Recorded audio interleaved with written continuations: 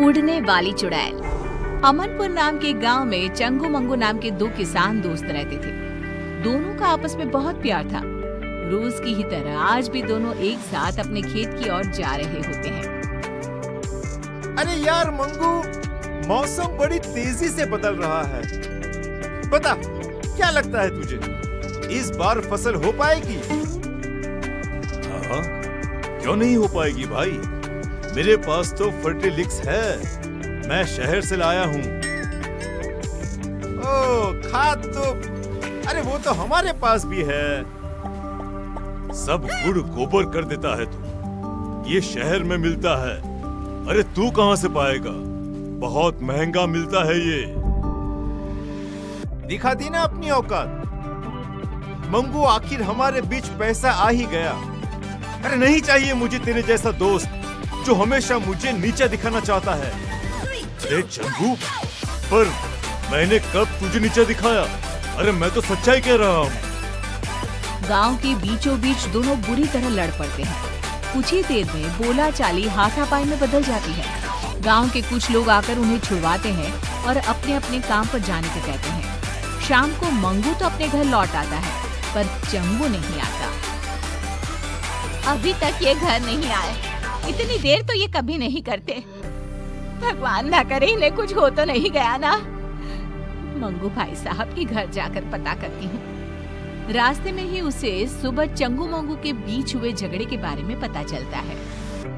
मतलब मंगू भाई साहब ने ही किया है ये सब। सब बदला लिया कि मेरे सुहाग को ही गायब कर दिया। विमला गुस्से में सोनम के पास जाती है और कहती है, कहाँ है सोनम, बाहर निकल। बता मेरे चंगू जी कहाँ है? क्या किया है आप लोगों ने उनके साथ? तभी उन सबके सामने अपने हाथ में चंगू को उठाए एक चुड़ैल हवा में उड़ती हुई आती है। मरोगे, सब मरोगे। छोड़ूंगी नहीं मैं किसी को, कोई नहीं बचेगा। कौन हो तुम? छोड़ दो मेरे पति को। मैं हूँ उड़ने वाली चुड़ैल। सबकी आंखों के सामने वो चुड़ैल चंगू को उड़ाकर ले जाती है। बचाओ, बचाओ, अरे अरे बचाओ मुझे। उसी रात से गांव में उड़ने वाली चुड़ैल का साया मंडराने लगता है। अगली सुबह केसारी लोटा लिए खेत की तरफ जा रहा होता है। तभी चुड़ैल उड़ती हुई आती है और उसे हवा में उड़ाकर ले जाती है। अरे चुड़ैलिया, मुझे छोड़ दे, छोड़ दे मुझे चुड़ैलिया। अरे चाहिए तो मेरा ये लोटा ले ले। तेरे लोटे का मैं क्या करूंगी? मुझे जो तेरी चर्बी चाहिए, चर्बी। चुड़ैल चंगू की तरह ही केसारी को गांव के बीचों बीच हवा में घुमाती हुई गायब हो जाती है। धीरे धीरे चुड़ैल का प्रकोप गांव में बढ़ता ही जाता है। आए दिन कोई ना कोई गांव से गायब हो जाता। धीरे धीरे कर लोग घर से निकलना भी बंद करने लगते हैं। फिर एक दिन, ऐसा कब तक चलेगा? अरे कब तक हम लोग घर पे बैठे रहेंगे? अब तो कोई अपने घरों के छत पर भी नहीं जाता। इस चुड़ैल से छुटकारा पाने का कोई ना कोई रास्ता तो निकालना ही पड़ेगा। हाँ जी, बिल्कुल सही कह रहे हैं आप। अरे पर हम लोग करेंगे क्या? पीछा करेंगे उस चुड़ैल का। पता तो करना ही होगा कि वो चुड़ैल गांव वालों को कहाँ ले जाती है। पर वो तो अचानक ही कहीं गायब हो जाती है। कहाँ से हम पता लगा पाएंगे कि वो कहाँ जाती है? गेहूं की एक पोटली तो लाना सोनम। ये पोटली ही आज सभी गांव वालों का ठिकाना बताएगी। शाम को मंगू जानबूझकर हाथ में एक गेहूं की पोटली लेकर गांव के चौराहे से गुजरता है। उसे देखते ही चुड़ैल उसे उठा ले जाती है। फंसी गया, चुड़ैल के जाल में फंस गया।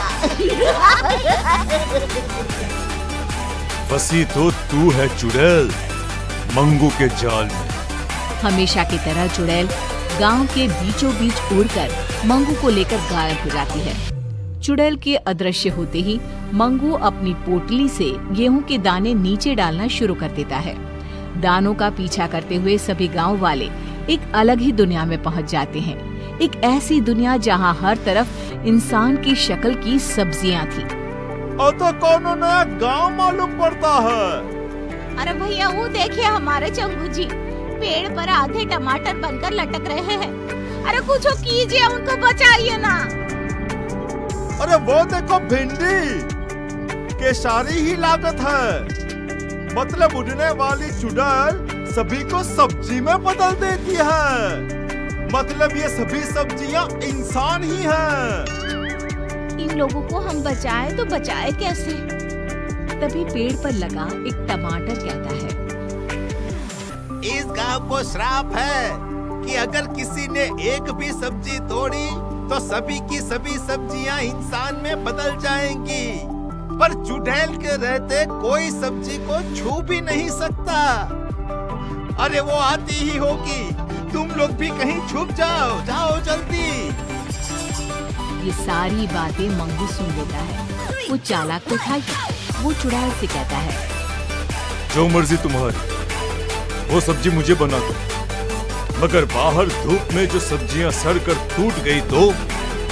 मेरी सब्जियां टूट नहीं सकती, उन्हें ताजा रहना होगा। तो किसी को सब्जियों को पानी देने के लिए क्यों नहीं रख लेती? ये सही रहेगा, और ये काम करेगा कौन?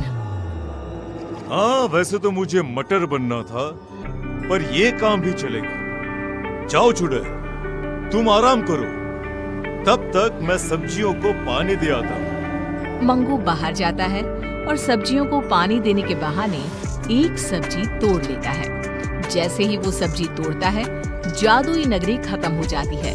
सभी सब्जियां इंसानों में बदल जाती है। तभी वहाँ भागती हुई एक खूबसूरत लड़की आती है। मैं एक श्रापित राजकुमारी थी। जब तक कोई छुपकर सब्जी नहीं तोड़ता, मैं आजाद नहीं हो सकती थी।